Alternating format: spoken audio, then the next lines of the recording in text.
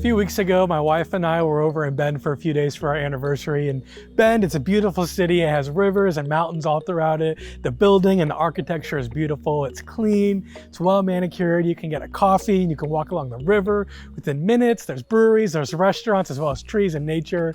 Now, my understanding of Bend is that it's grown quite a bit over the last decade or so. And a lot of people are experiencing the goodness of the city. In fact, the locals would say too many people are experiencing the goodness of Bend because of how many people are moving to the city. So Aaron and I were visiting Bend, and I'm driving, and I notice a bumper sticker on the vehicle in front of us, and the bumper sticker says this: "Bend sucks, don't move here." I thought that was pretty funny. This person is clearly a local who calls Bend home. This person likes Bend exactly how it is. This person has seen a lot of growth in Bend, and in effect, they've seen a lot of change. There are more roundabouts, there's more traffic, big businesses are moving in, there's plans for expansion in neighborhoods, and they don't want to see the town they love change in ways they may not like. They don't want to see the town they call home change in ways that they're not familiar with. And I think about how many Christians are wearing that same sign without even realizing it. Church sucks, don't come here. I think almost every Christian wants others to encounter the goodness of God. They want people to experience the hope of Jesus Christ, but not at the expense of change, not at the expense of church not being exactly the way they want it. We don't want things to be different from what we're used to. We don't want our building to look different from what we're used to. We don't want the music to change. We don't want a sermon on a screen.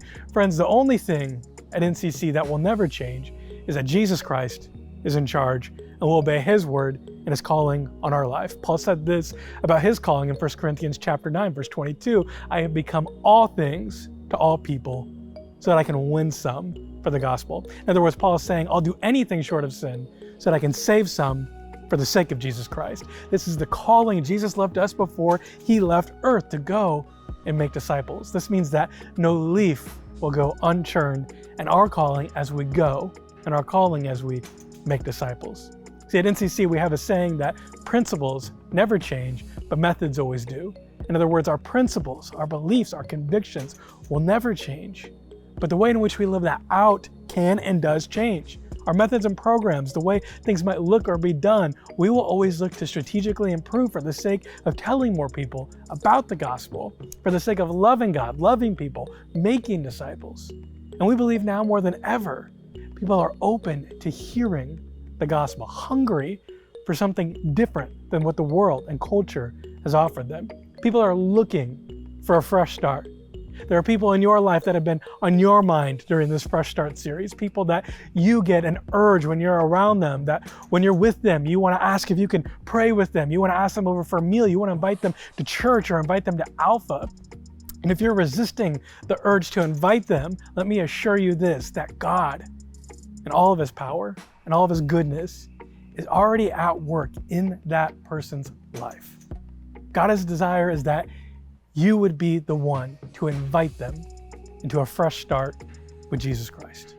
2 Corinthians chapter 5 tells us that God has given us the task. He's given us the task of telling everyone what he is doing, that we are Christ's representative. God is pleading with you to take that step in your faith, to go deeper, to stretch yourself, to step out of your comfort zone and invite boldly.